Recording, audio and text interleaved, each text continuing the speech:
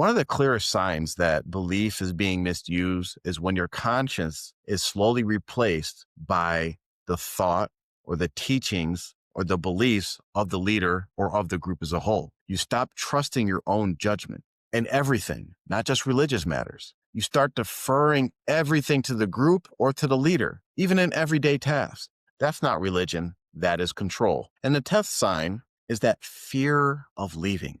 That's one of the biggest signs. If walking away feels impossible, emotionally, socially, or spiritually, you're not in a community. We're talking about the fear of leaving human beings or settings. And if your fear of leaving is associated with human beings, because you're going to lose your social network or you're going to be blamed, people are going to cut you off, you're in captivity. You are trapped. That's not a healthy group. That's a cult, because cults will say you can leave whenever you want to. But if someone actually practiced that, they teach that members of the group are not to associate with, talk with anybody who's left. So it's actually the opposite of being able to leave whenever you want. So when you're in a cult, it's like a gradual trap. The signs don't show up overnight. It's like a slow drip.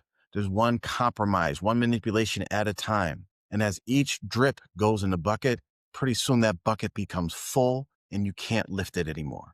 There's a little less freedom, a little more fear, until one day you realize you've built a cage and then you call it safety. But when you recognize that you're in a cage, you haven't failed. It's at the start of you gaining your freedom and actually following the correct beliefs as God intended for you to do.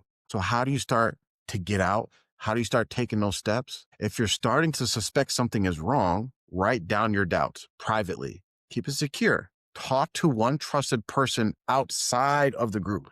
Start researching cult control. Plan your exit carefully, especially if it's unsafe for you to leave. Leaving isn't weakness. It takes a lot of strength to actually take these steps to leaving and practicing your religion, your beliefs properly outside the control of the cult or the cult leader. You're actually reclaiming your life. After leaving, it's not as simple as just, I'm out and I'm ready to go. You actively have to rebuild your life. You're going to grieve the identity and purpose that that group gave you.